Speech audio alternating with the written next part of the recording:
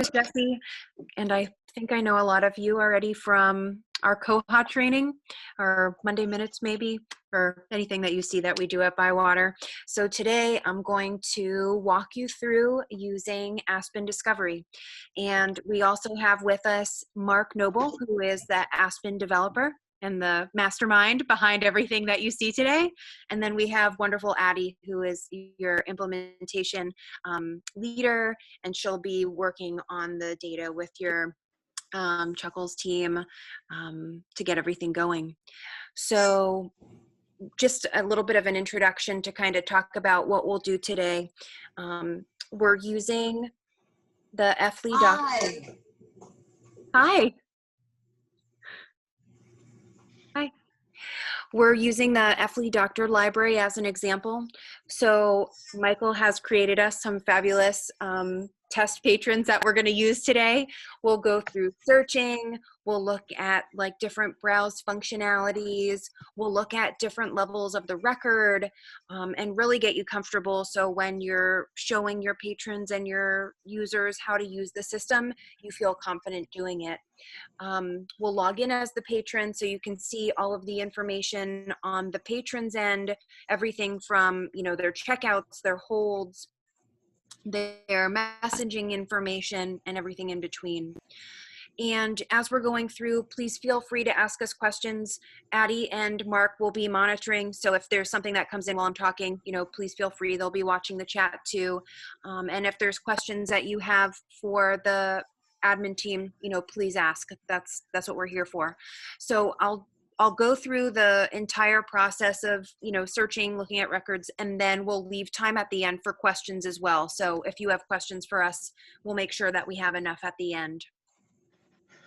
So before I jump in, does anyone have questions before we get started?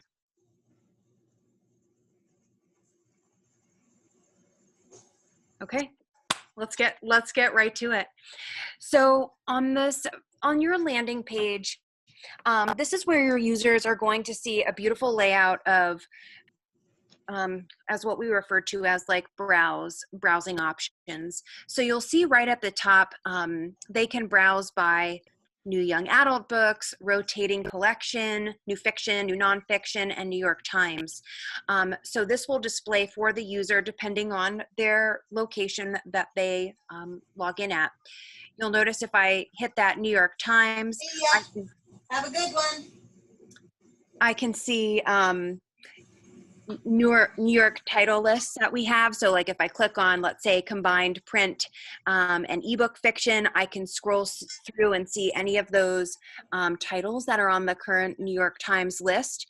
This is a really cool feature in Aspen that pulls through with an API. So it will look for titles that are available in your collection. I don't know if anyone is here that had to curate that list, but this is really nice because now it'll, you know, automatically find those titles that are available. And then of course you can make different browse collections like as we scroll through. So here you can see new fiction, new nonfiction, and the user can just scroll through and look. And again, this is mobile responsive, so if they do pull it up on their phone, they'll be able to see the titles right away. You'll notice that if there isn't a cover image, there's a generic cover image that will populate based on the color theme for your library. The default will be covers, but you'll notice that over on the right-hand side, there's also an option that they could select grid, and that will give them a more like, they can see the title right next to the cover image, so they can choose whatever preview they want of that particular layout. Jessie, this is Yeah. CKLS. Hey. We've got a lot of different internet speeds, so if you could scroll more slowly, that would keep us from getting seasick. Okay. Thanks. Yeah, absolutely. Some features from the first page for your users to essentially find what they're looking for. So we always want to make sure that there is a good help feature. Over on the left-hand side, your user is going to have options to log in. So you'll see over on the left here under the search for, there's a login. That's going to pop up the option for them to enter in their library card number and their password or PIN. We have features just like we do in Koha. So if they forget their password or PIN, they can select that reset my password or PIN, which will prompt them to enter in their library card and email. There's also an option if you don't have a library card. So if they're coming here for the first time, this will take them to the place where they can register for a new library card.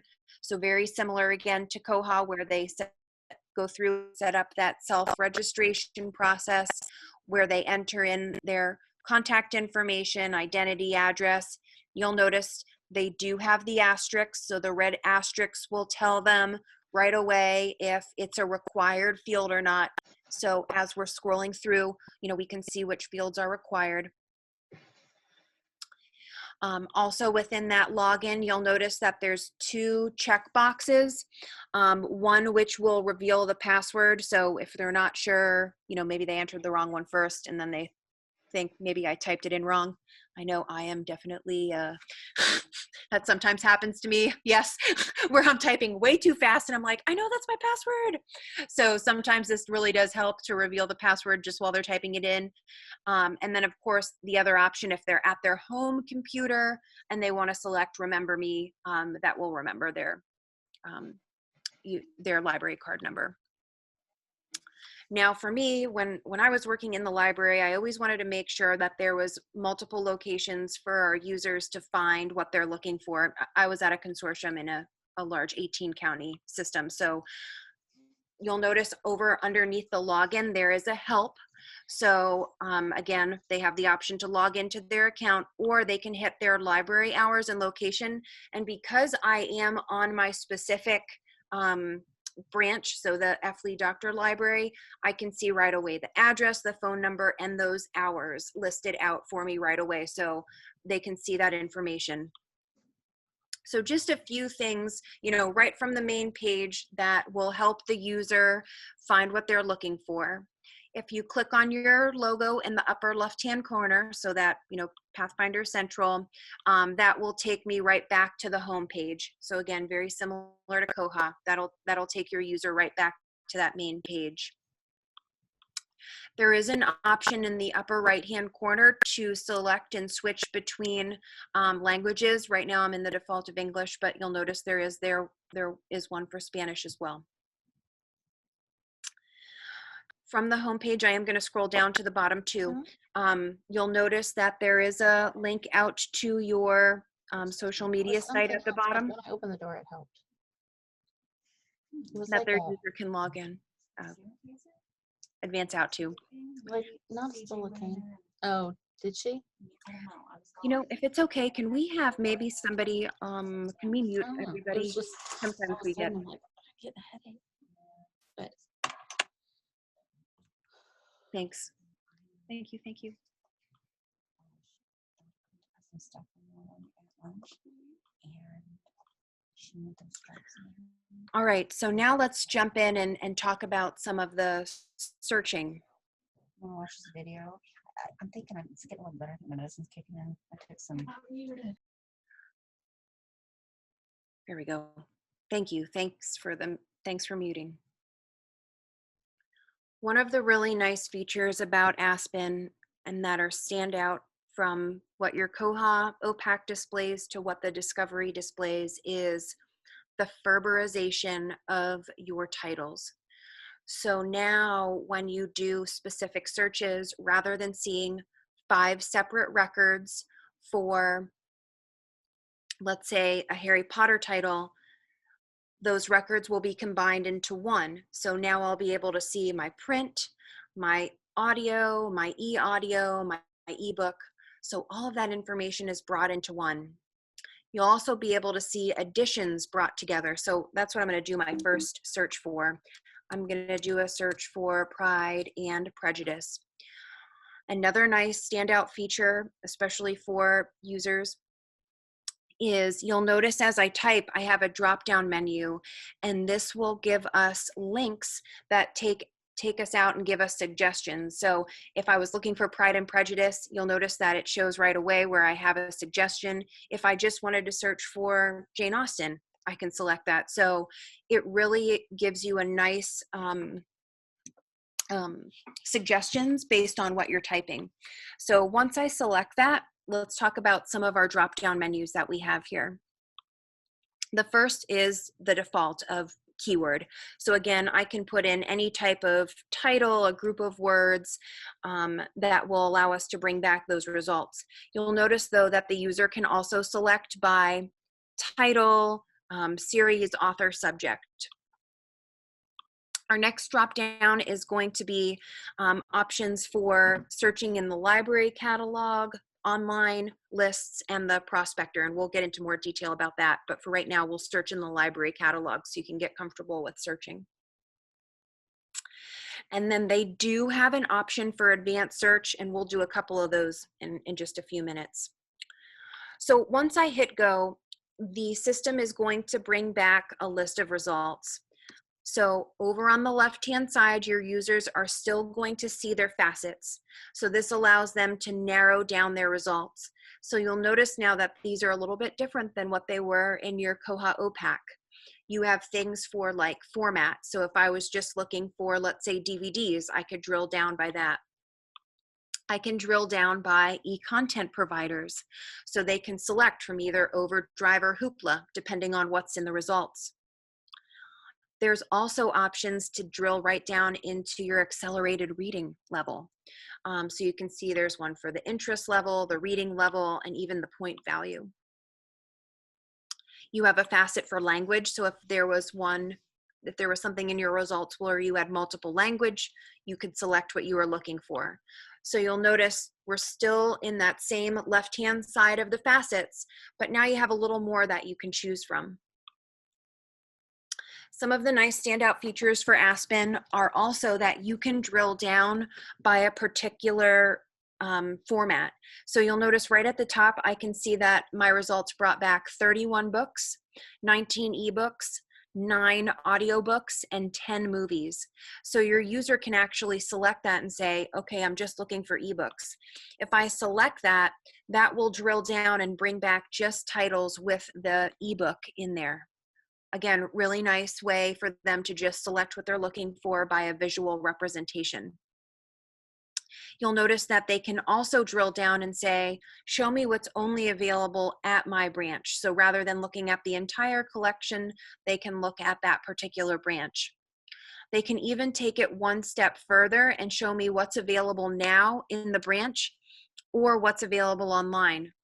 Again, this is a really nice feature, especially for like during the pandemic time, people still aren't leaving, coming into the library, and they want to read something that's available right now and not have to wait for holds. They can select that available online, and this will tell them right away what's available. So now if I scroll down, I can see right away that I have items that are available online, and it tells me exactly what it is. So there's some really nice filtering features there that allows your user to not only drill down by content and format, but also by availability. So I'm going to remove those filters now, and let's take a look at just the record. So what we're looking at here is the Ferberized record. So what that's doing is that's grabbing any type of print or audio or e-content into one record. So you'll see right here, now our Pride and Prejudice novel allows us to look at this layout. I can see that I have books that are available, and 2 things I want to point out. First is show editions. This is very exciting because now everything is brought in together on one record. So you can see all of those different editions for that particular title without having to scroll through multiple records in the OPAC. You'll notice for each one, I can also come over here and place a hold. I also have quick copy view, which would bring in and show me exactly where that particular title is available for that one. I'm going to close show editions. And now I also want to show you this other option, which is quick copy view. So if they click on that, then they can also see where a copy is available if one's available at their local location. So again, really nice ways to kind of drill down and see that information. Over on the right-hand side, they will be able to place a hold. If they can place a hold on an option, that will prompt them to log into the system. They do have to be logged in just like they would be in Koha to place a hold. As I scroll down, I can see that there's other formats available for this particular title. So I can see that there are e-audio editions from Overdrive. I can also see that there's ebook, again, available through Overdrive. As I scroll down, I can see those different editions. I can see that there is a playaway title that's available, and then of course one for a young adult book. So again, this really allows your user to kind of drill down and see what they're looking for all within that one record. Now, if they want a little more information, there's a couple ways for them to access this record. I can click on the title itself, and that will take me into more of a detailed view of the record. Or I can come down to the bottom and say more information. So there's lots of ways for the user to get right into that title. If I click on the link, that will take me directly in where I can see a little more information. So you'll notice that as I scroll down, I can see the description where I have a brief summary. It will give me suggestions for more like this. So I can see other titles that are suggested based on that particular title. I'll be able to see more copies that are available in Prospector. So you'll see I have a link that takes me directly out to those. I can see the table of contents pulling in from that record. I can look at my subject headings. So if the user wants to drill down by a particular subject, they can see that additional information. And then we get into more details. Now the user can see contributors, additional ISBN, reading levels. And then we get into your Novelist integration, where the user can see similar titles from Novelist. So they can come in and select a title that they're looking for, and also similar authors. So as I scroll down a little bit, I can see similar authors in here as well. The last two links that the user can look at are reviews from Goodreads. So this is an option that you can turn on, which allows the user to see integration with Goodreads. So it'll bring in reviews that users have left in Goodreads about this particular title. The last thing we'll look at is the staff view. And, you know, sometimes I can remember when I was working reference, sometimes I'd like to use the staff side to search, and sometimes I would use the OPAC to search. It just depended. And this is really nice because you can kind of drill down and look at any additional information, you know, for a staff view, just like you would from the Koha OPAC. So all of that information is available. Now, if I scroll back up to the top, you'll notice that I have two options. One is to return to your search results, which would take me back to that page, or I can hit the next button and that will take me to the next result on the list. So easily your user can switch back and forth. You also have the breadcrumbs just like you do in Koha, which allows your user to, you know, take a step back or go back to those catalog search results. So either way, they can move back and forth. I'm going to do a few more searches just so we can get familiar with like how things look in the system. So now I'm going to do a search for Harry Potter, but what I'm going to do is I'm going to spell it wrong just because maybe I typed fast, or, you know, maybe somebody did not know how to spell it. You'll notice I just omitted one of the R's in Harry. I do have the suggestions there, but let's say I was just typing really fast and I wanted to bring that result in. What this will do is this will allow me to bring back a list of results where it will automatically search for those incorrect spellings. So it's a nice way for your user to be able to say, even if they spell it wrong, they'll still be able to get some results. Now that we've brought up the Harry Potter series, I want to just show you a few things here. So you'll notice they do have that series information. So the user can come in and, you know, drill down by series. So if I selected that, that would bring back the results where they could scroll through and see that information. Again, I think this is one of the really nice features of Aspen because, you know, if we do the search for Harry Potter and Koha's OPAC, sometimes we don't even get one of the series titles as the first results. So this is a really nice way for the user to go through, especially if it's a young reader and this is their first time being exposed to it. You'll notice it puts it in chronological order so they can go through and look at that information. So for series, this is a great way for them to come in and see that information. I'm going to go back to my results as though, you know, I didn't click on the series information. A few other things they'll be able to see is, again, that accelerated reader information right away. If it's on a list that's been curated by one of your staff members, they'll be able to see that it appears on the New York Times Children's Series list. As I scroll through again, I can see a little more information. So I can come in and I can look at that title. And again, it's going to give me a little more information where I can see those editions also in the series. So now that I actually click on this title, when I go in and look at the record, it will show me other titles that are in this series. So for like Jack Reacher, you know, or other ones where people may want to read all of the titles in a particular series, they'll be able to see that right away. So they can jump in and look at those other titles.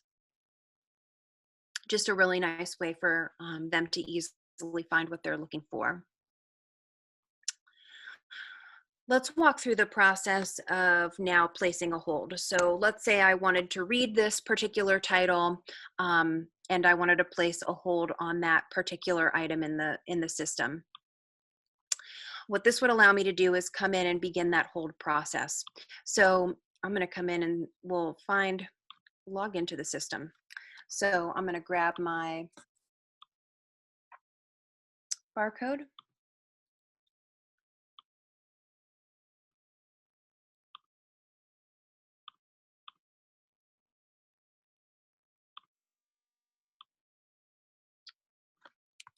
Okay.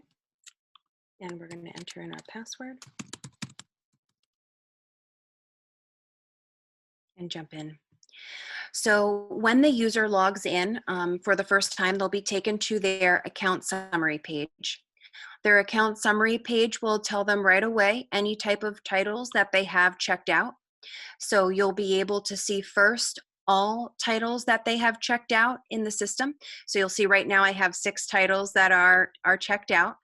I can even take it a step further and drill down. So I can look at just physical material that I have checked out in the system. If I had any titles that were checked out via Overdrive, I'd be able to see that, and Hoopla. So again, really nice integration where they can see all of that information checked out. Now let's talk about our titles that we have on hold. So I can see titles that are ready for pickup. That means that this has been triggered or trapped in your Koha system and the user has been notified to pick this particular title up, so we can see that information. One really cool feature for the user is called While You Wait. So let's say I can't pick up my hold today, maybe I'm not leaving until tomorrow or Wednesday.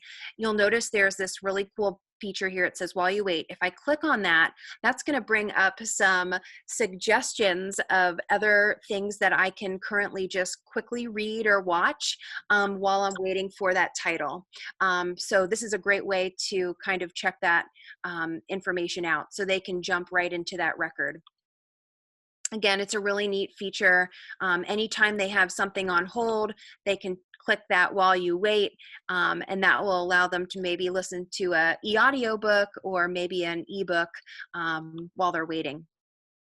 You'll notice as I scroll down into my pending holds, this will show me the title that I'm waiting for. It has not been triggered or trapped yet in the system, and I do have the option to cancel the hold or freeze it in Koha Suspend, but similar thing. They can freeze it. Maybe they're going on vacation or you know, they're traveling for work and they don't want to miss their place in line. They can freeze that hold until a particular time, or of course cancel it. A few other things the user can see on their account information would be if they did have a hold for any titles in Overdrive, they'd be able to see that information as well. So it's like a one-stop shop. Not only can they see their physical materials, but also any of the e-content. The next thing we have is our reading history. So this is where the user can see things that they have checked out in the past. So it gives them a little introduction that talks about, you know, tracking that information, and it gives them an option to start recording their reading history. If they choose that option, that will take them in where they can see the information in the system. I see some people clapping. I think this is really nice. This is a nice way to do it. Because what I really like about it is it's very straightforward, and you'll notice that right over here on the right-hand side in bright, you know, red buttons, they can stop recording their reading history at any time, or they can delete all. And it's very clear. If they click on one of them, they get a beautiful modal pop-up window that says, you know, opting out of a reading history will also delete your entire history irreversibly, you know, and it asks them if they want to proceed. So you do have an option. And just a heads up, I am using a Mac and I am in dark mode. So if your users are using a Windows machine, you know, it probably will not be dark. It'll be a light box, just so you know. So I really like this. And you'll notice there's a little link right next to reading history. So if they forget, that'll bring that little box up again that tells them exactly what reading history is. So they do have that option. They also have the option to export it to like Excel or a CSV file if they do want to delete it and then keep that history themselves, so they can do that. There's some great filtering options for users that have a long history of, you know, 80, 90, 100 titles. You can sort them by title or author or format, and you can also do a search. So if I could remember that, you know, Katie was in the title, I could filter down to that one result, or if I was looking for something specific. So again, really, really nice options. You'll notice too that the user can delete just one if they want. Again, if I click on that, it's going to ask them, it'll give them that modal window, which will ask them if they want to delete it or not.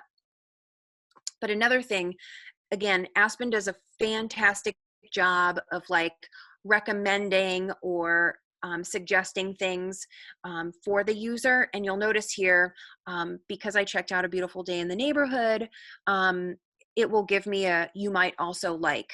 So it will give me some other options for that particular title, and then they can drill down a little bit further. So you'll see that across the board. They can easily jump into any of these titles. Maybe they don't remember what this particular one was. They can click on that, go directly in, you know, hit more info, and that will take them in as well.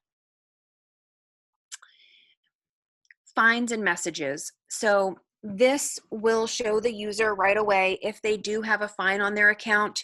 When we're going through a little more examples in a little bit, Michael graciously created a couple different patrons for me, some that have checkouts, some that have fines, some that are expired, so I can show you what that looks like.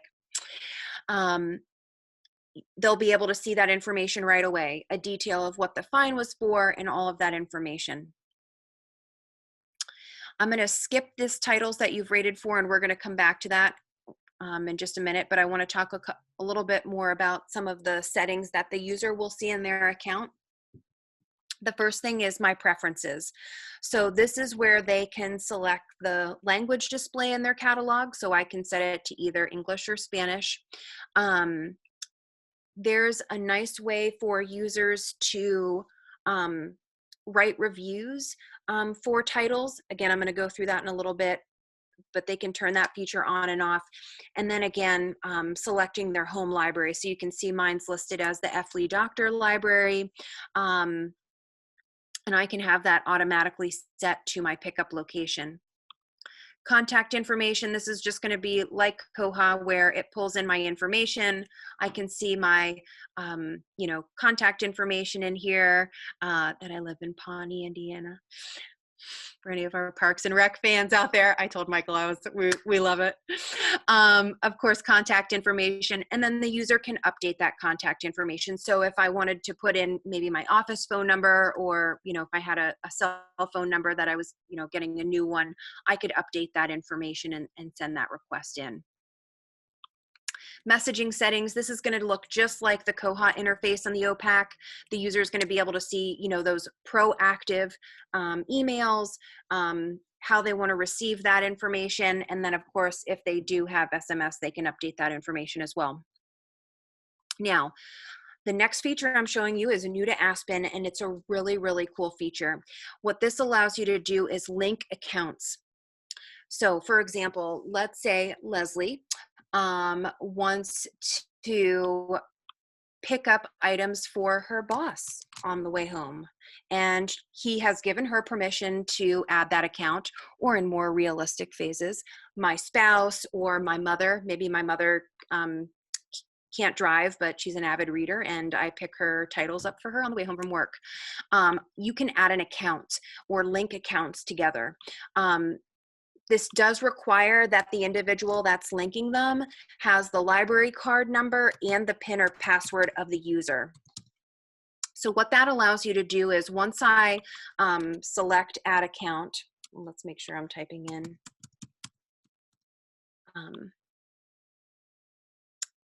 Let's make sure I copied the right number here.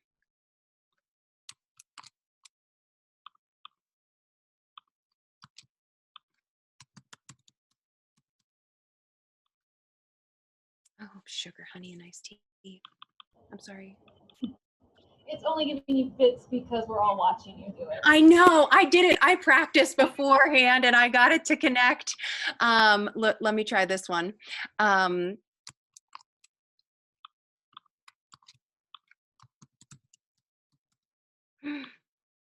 There we go, successfully linked accounts. So now when I come in here, I can see that I am connected to an individual. And what's really nice is when the user is going through, they can see that information. So I can see that I have $5 in fines where I didn't have any fines before. It tells me right away when my card will expire. And now when I go through and I look at that physical material, I'll be able to see not only the things that I have checked out, but I'll also be able to see my partners or whoever I've linked my account to. So again, I'm logged in as Leslie Nope or Leslie K. I can see Jim H. Let's see my partner information as well. So again, really nice. I can not only see the checkout and the hold information. So if I go into checkouts, I can see that one. If I go into my holds, I can see my information. So I can see both the titles for, Leslie, along with Jim, if he had any holds, and fines and messages. So remember, I didn't have any fines before, so I can see that this account does not have any fines, but now I can also see what Jim H has. How exciting is that? So again, this is a really nice option. If the user has the patron's library card information and the PIN or password, they can connect those accounts. So a couple things that you might be thinking about. Let's say,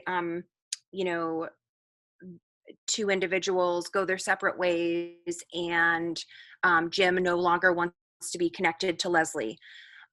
If Jim changes his password, this will remove Jim from the account, so Leslie would have to re-enter it, and of course she wouldn't have his password.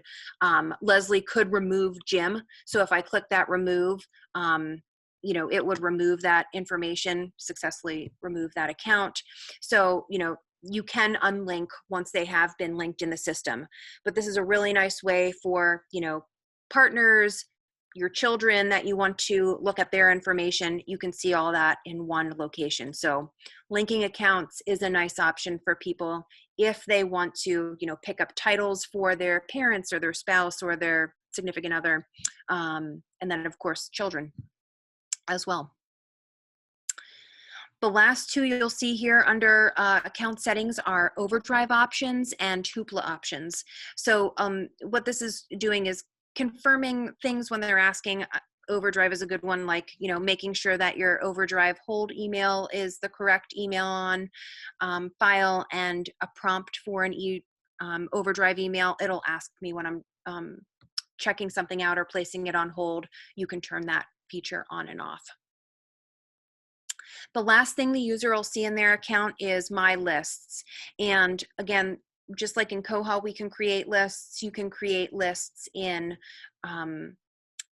Aspen as well. So if I click on that button, it will bring up the title where I can create a list name, I can give it a description, and then create that list. And once, well, let's just stick with our theme of Parks and Rec. I can create that list. And then when I'm in that list, a couple different ways to do it. I can add multiple titles, which will allow me to either type the title in or add ISBNs, which is a little bit different than in Koha. You can email the list to yourself or an individual. You can print it off. And this is a really nice feature too. You can generate citations. In Koha, you have the option to download, but here, this will actually generate citations for the users. If it's a school or they're working on something, really nice to generate those citations too. Of course, they can sort it. They have options to do it by title, date added, user defined, and then of course, delete it. So really nice features in my account. I'm going to pause for a second and ask if you have any questions about my account before I go into a couple more searching features within the catalog. There was a question a little bit earlier about if the accounts are linked in Koha right now, are they automatically linked with Aspen? Patty or Mark, do you know if that will they have to relink them, or will they be linked when they log in for the first time? Yeah, they will need to relink those just because there's sometimes some different reasons why you would link within Aspen and Koha. So. Okay, and another one I saw is, can you email your list to yourself or to the library? Yep, so right from when you're in the list, you can essentially just hit that email and then enter in the email that you want to send it to. Do your libraries have, I think I'm understanding your question, do you have like a library at fldoctor.org or, one of those? You can email it to, whatever you want. You can just put in any to email address, and then from would be yourself, who you're sending it from, so they know what they're getting. And then you can put anything in the message like, here's this great list that I curated at the library. I think you would like it. Or my best friend and I, we always share like good titles that we read. I think this would be nice if, you send something to her and be like, hey, I think you'll like these. You can send anything. So to is just who it's going to, and from would be yourself, when you're sending that email. There is another point of clarification that the patron will need to do the linking of the account. So it's kind of giving that power back to the patron to decide if they want their accounts linked. And because that patron needs the library card number and the password of the person they are linking to, it helps keep it secure. And we're assuming that if they have that information, then they have that other person's permission to link it as well. Yeah.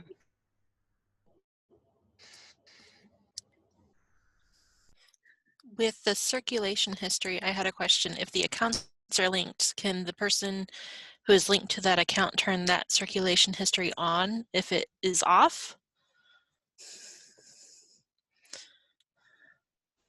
I'm going to ask Mark for that answer. I'm not sure. That's a good question. I'm trying to remember. Yeah.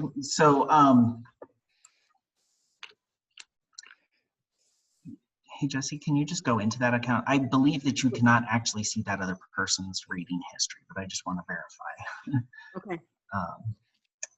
So yeah, you can only see your reading history. You can't see the other person's reading history, just because we want to protect their patron privacy that way. So Exactly. That's Yep. great, though.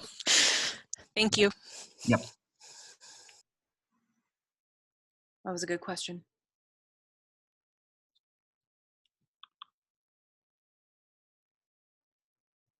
Okay. I'm going to show off a couple other things that are really neat. There's something in Aspen called placards. And what that allows you to do is kind of highlight certain things that the user may not find regularly. So like Mango Languages is one that I always think of that exactly, that allows you to like pick something up. So if I searched for, let's say, languages, what Aspen will do is, if this is a keyword in your placards, it will actually bring that result back to the top. So you'll see right now, I just searched for languages, not even Mango, and it will tell me right away, do you want to learn a new language? Mango for libraries offers, and then it goes into detail. So I can actually click right in to sign up, or I can contact the local library to learn how to get a Kansas e-card, and it allows the user to go right in. So you can create these placards for anything in the system, like Freegal. I was talking to a library the other day, like any database that you feel doesn't have like good exposure, that you want people to have better exposure to, you can create these placards and have them link out. So again, just a really nice way, a genealogy resource, whatever it is, and it will come out. Now, another thing I want to highlight is, you'll notice again, when I search for languages, if I scroll down a little bit, after the second result, you'll see something that says explore more.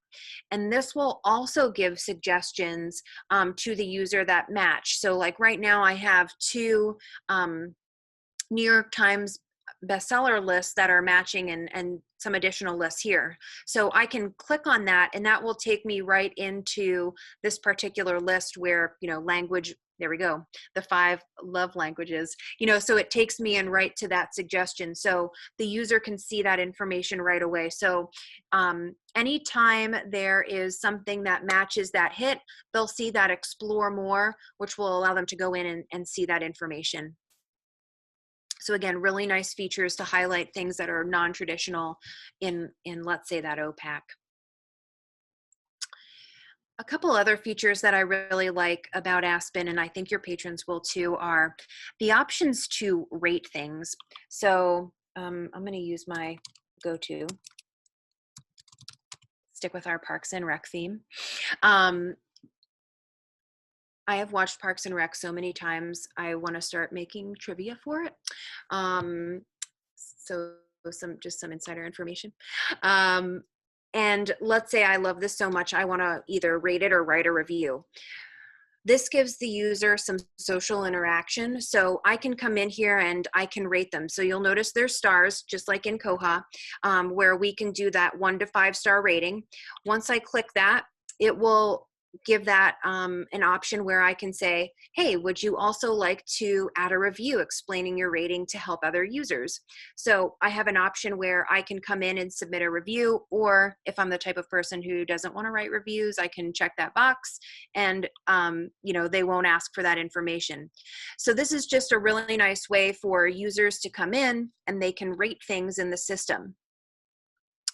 Once I start rating titles in the Aspen system, it will start giving me suggestions of things that I might like to read or watch in the future.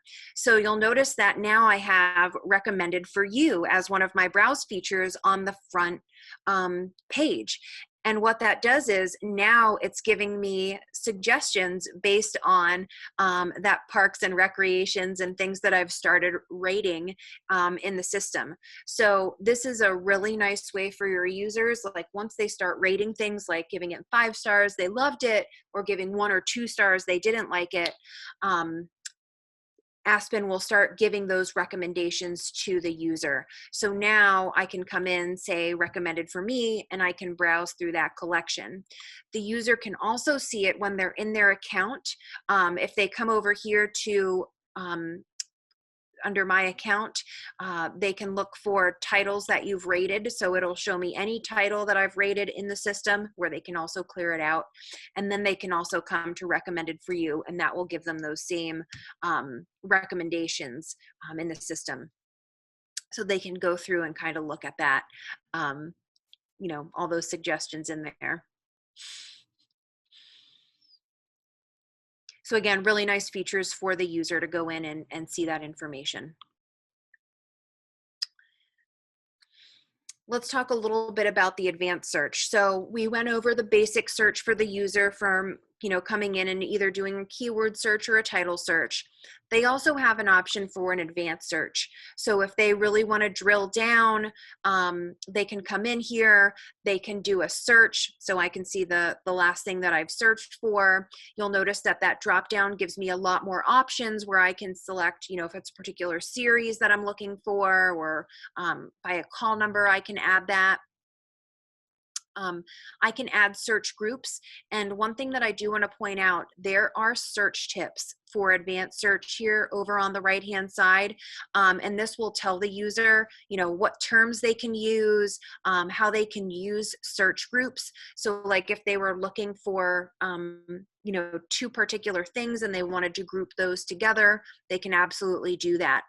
Now, once they enter in their terms, so what I'm going to do is I'm just going to search for Parks and Rec, and I'm going to look at my optional filters.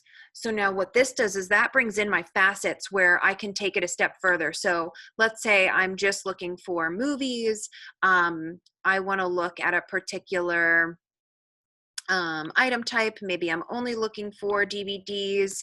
And then of course I can drill down even further, like movie ratings, collections, shelving locations, and then I can come down and hit that find. Now this will take that advanced search and just bring back the particular titles that I'm looking for. So, it's a really nice way to integrate for the user where they can select those facets and drill down for what they're looking for.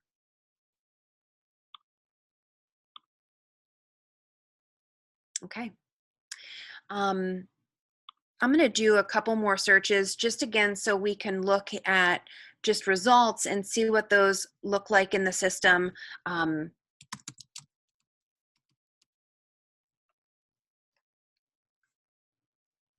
Okay, there we go. So I put 2 L's at the end of girl, just so you can see the search results. So you'll notice here it says showing results for Gone Girls, search instead for Gone, Girll. So you'll notice just like in Google, like if you're typing too fast or you misspelled it, it will give you the correct results, but the user can select that and go back, to those results. Now, one thing I want to talk about, when I mentioned Ferberization earlier, I said that it groups together books, audiobooks, e-audios, your playaways, and then any of your e-content. So if it's available in both Overdrive and Hoopla, you'd be able to see that information right away. It would tell you which provider it's available for. It does not group together your DVDs and your Blu-rays in that same one. So I'm going to be able to see the print and the e-audio and the e-content, and then it'll have a separate record grouping if I had the DVD and the Blu-ray, depending on how you catalog them. So I always say the media would be a separate record, and then all of your like e-content and print would be in another. So the user can easily distinguish, that information right away for that record.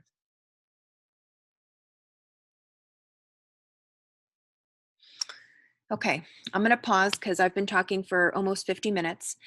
And I want to get some questions from you or some examples if you want me to search for certain examples and open it up because I want to hear what you're thinking, things that you like.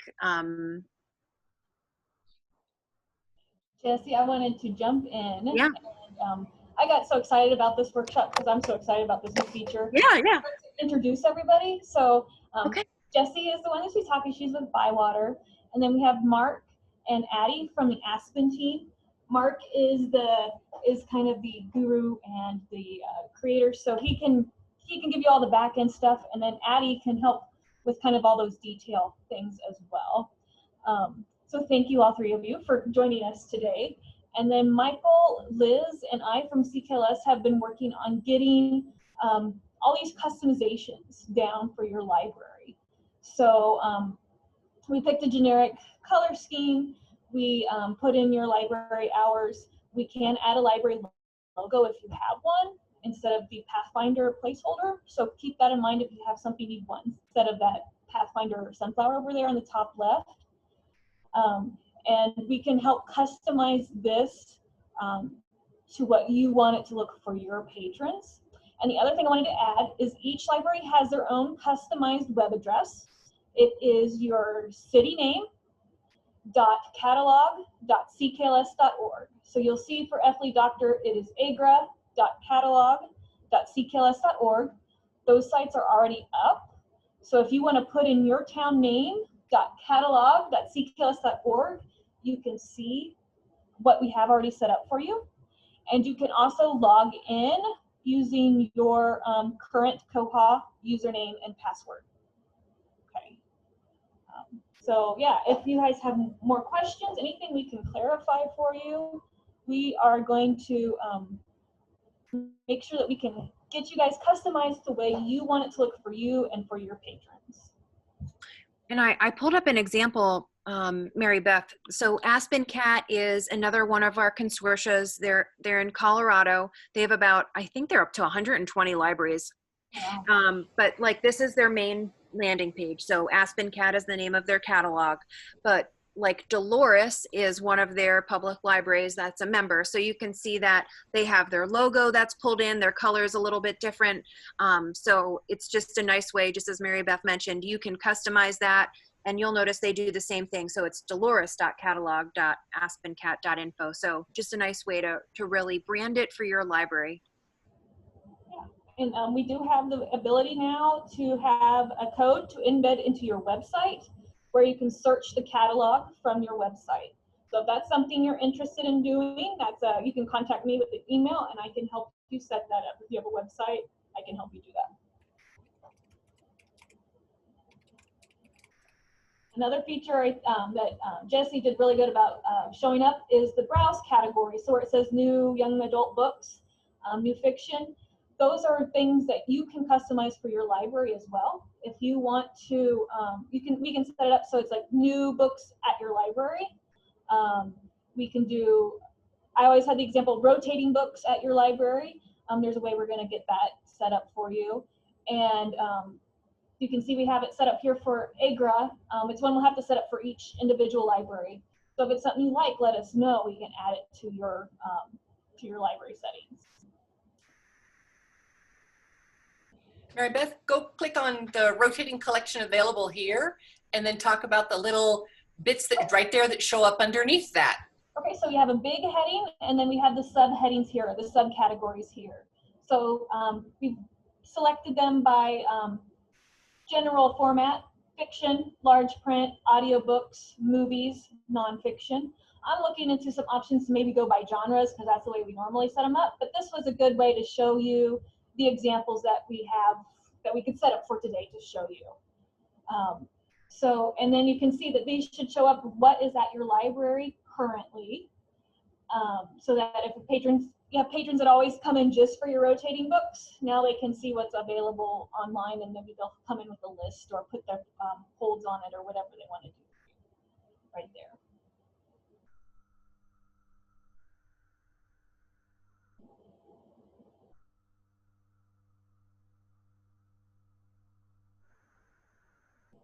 So I'm going to let you guys give some more time for questions. It might be kind of overwhelming. I wanted to clarify, this does not replace the Koha staff side at all. All your records are the way you made them. All your staff side procedures are all the same as they were before. When we're grouping together books, we're making sure that all those item types like HB, PB, soft, trade, books are all grouped together so that when a patron searches for Jane Austen, they don't have to look through so many records to find what they want. They can find Pride and Prejudice books, and then all the paperback, softbacks, trades are all together for them. But on the staff side, your customized item types, all that information that you've put in there is still there. So nothing's changed in your records. We're just showing them. They're just displaying in a more concise, easier to find format. Yes, if you want I have to a question. fiction, request that permission and we'll help you do that. We can walk you through it the first couple times, and then you should be able to do it. Yes.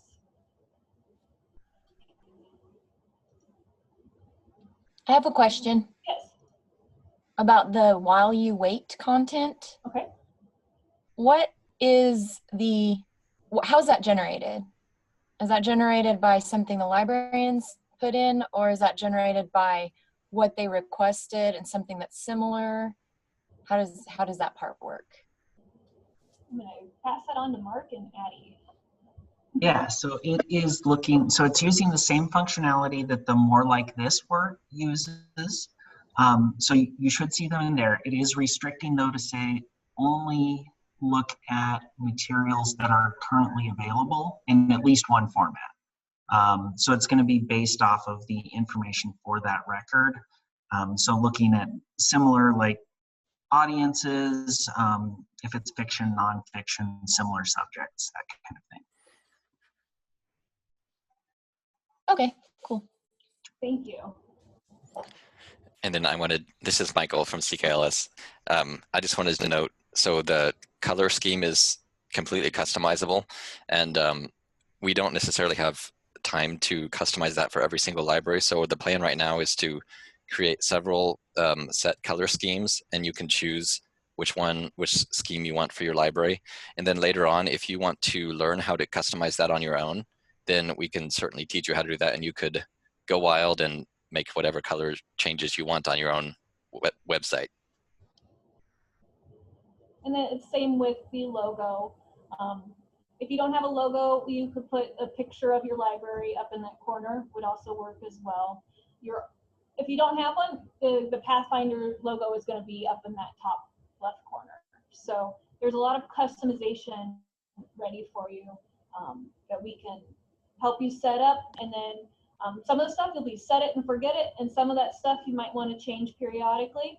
But I think you're going to find that a lot of your patrons are going to find this intuitive to use. You're not going to have to train them much on how to use it, if at all. It should have search results like, did you mean, it's going to help with the spelling. It's going to be more intuitive with the search results. The recommended browse categories, that's going to really help, when they're just trying to figure out what you have. It's going to be so easy for them to use. And that's the reason we moved so quickly on adding this feature, is because we had to move to online services exclusively for a while. We wanted to make it easier for our patrons to use our catalogs, to still be able to use online features, but also to place those holds and take more of a personal control of their accounts. One of the questions I got in private chat was, is there an ETA, if at all, for Aspen to be on the staff side? And I said, well, my answer was nope. But my suggestion was to open Aspen side in a separate browser and just toggle back and forth between them. That way you as a staff member have all this awesome sauce, and the more comfortable you are with it, the easier it'll be for you to train your patrons as well. So yeah, the great thing about Aspen is that it was designed for consortial libraries so that each branch or each library in the group can customize it to what they want to happen at their library. So there's lots of settings. Is there something that's going on when you search that isn't quite right for your library? Give us a call and see if we can customize it for you, because there's a good chance that we can. Yep.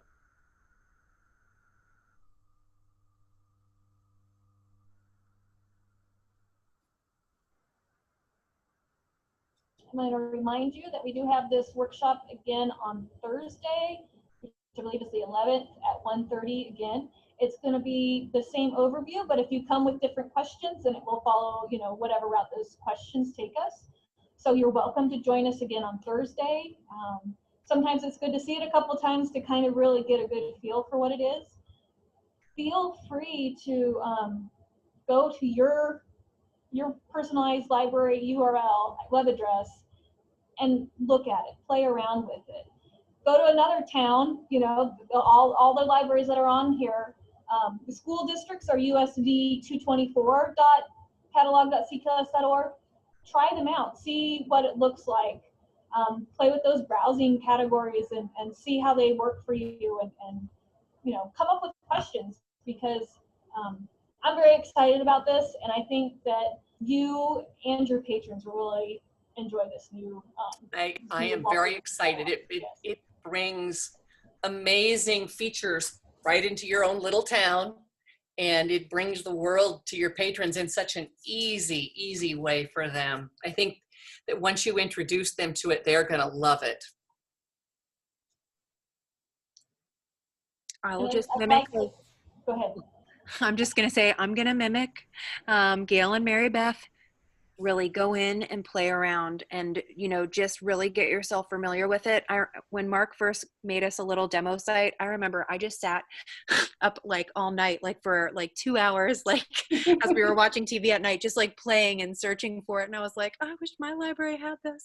There's just so many awesome features in there for the patron. It's a really driven to make it as easy as possible for them. The browsing features are really cool. Like, it's really awesome. So I will just mimic, go in and play and test, and then come back on Thursday, and if you have more questions, we'll be happy to answer them. There is one question, and it was one that I actually had several times when you were taking us on the field trip, Jesse. You talked about the Prospector catalog. So the question is, what is the Prospector catalog in the search bar? I think that's probably something we'll be disabling for That's you. what I So it's an optional feature. So that's part of our configuration process. That's what I thought. So Yep. we won't see that after Yep. we go live. Yep. I think Prospector is like Share It for another state. It's Colorado's Yeah. ILL system. So. Does Aspen have any pre-made marketing materials to introduce Aspen to patrons? I bet not. Like with Hoopla, they sent us a regular marketing material. So I bet not. I bet that's going to be up to us to do. Well, I can send like some templates to you. Yes, please. Yeah, I'll do that. Give me a couple days, and I can send some templates over to you. Thank you, Jesse. Yep, of course. And currently we can't narrow down by library, but we'll be able to once we go live on the 18th.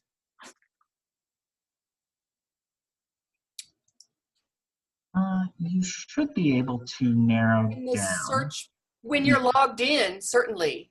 And when you're searching, probably an advanced search for sure. Let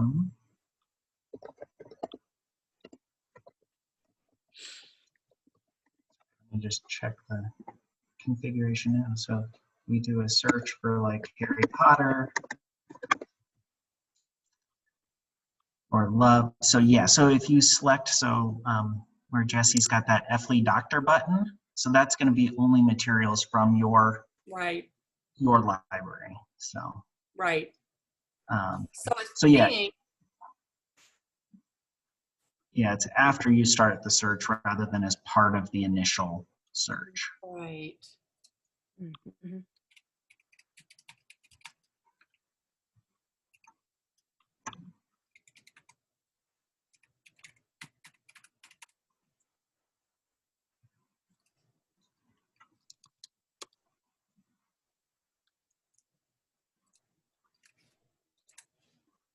I emailed Melissa the URL because I'm able to see her catalog as well.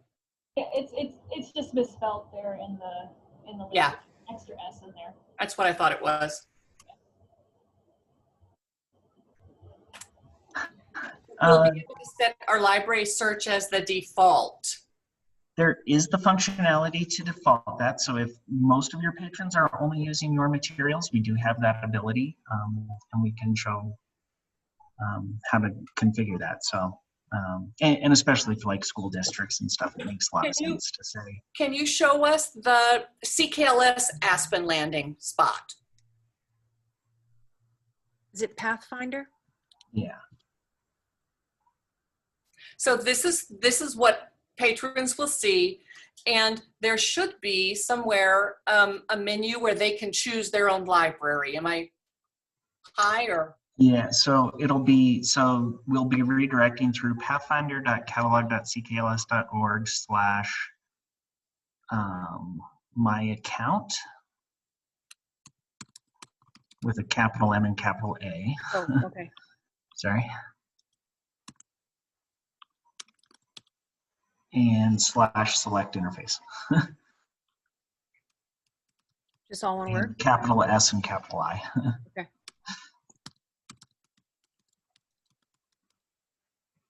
And I'll make sure that the link just has that ready for everybody. Right, so this is where everybody will land. And so then you pick your library and then you select it. And then it's gonna take you to, Oh, yeah, in I'm the gonna dream fix world, it will take you right to your library. Yeah. It just added that Pathfinder. It should have just went, yeah. There it is. Yep. So there's still little tweaks and things to figure out, but that's one of the ways then that you could set your library default is to bookmark this page. And if you want to set your library to do the automatic search for your library first, let us know and we can help you get that set up. Yep. This is awesome.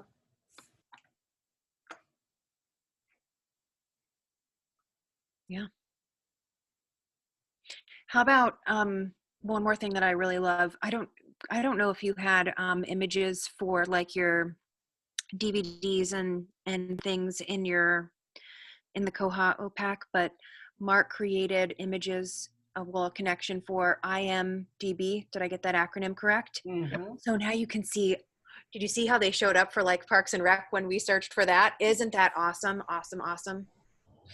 It's awesome. Yes. I like the connectivity to things that probably people are already using.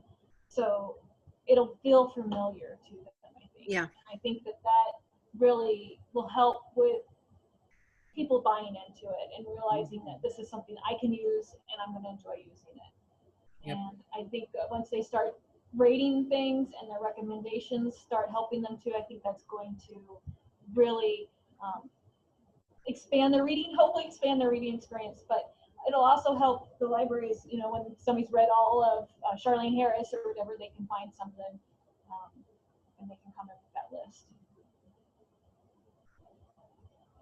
Yep. So what's our ETA on Go Live?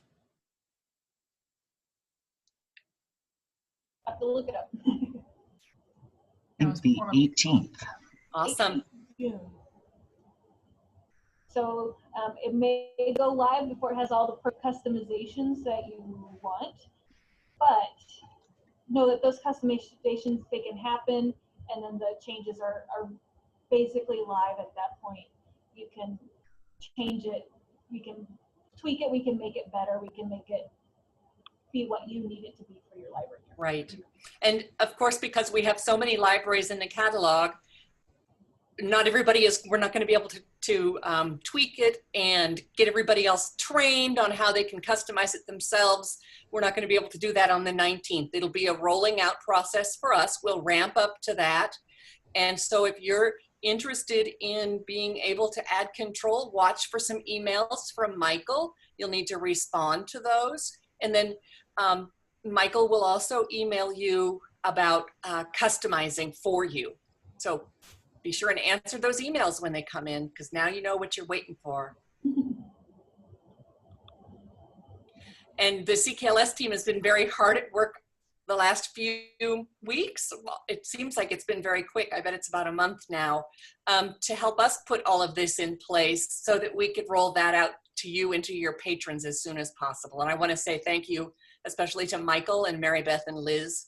And thanks to the ByWater team for working so well with us as well, the Aspen team. Thanks a lot.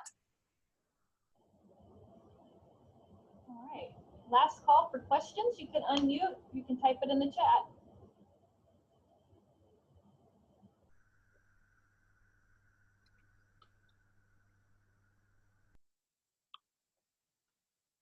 And if you think of them later, save them for the Thursday meeting. We'd be happy to answer them. Or you can send them an email or whatever later too. But yeah, we're here to answer those questions. Or if you have an idea, will this work? I want to do this.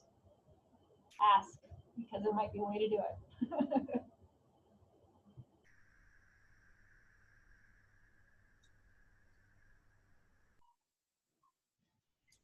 Are these going to be archived? Yes, we are recording this one. One of us out here is recording it, and we will record Thursdays as well, and they will be posted on the CKLS archives page.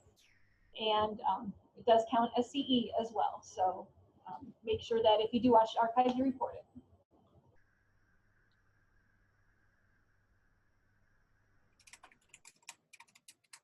Okay.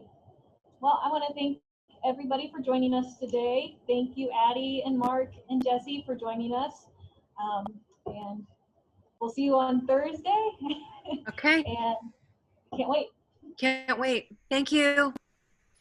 Thank you, everyone. Bye. Thanks. Bye.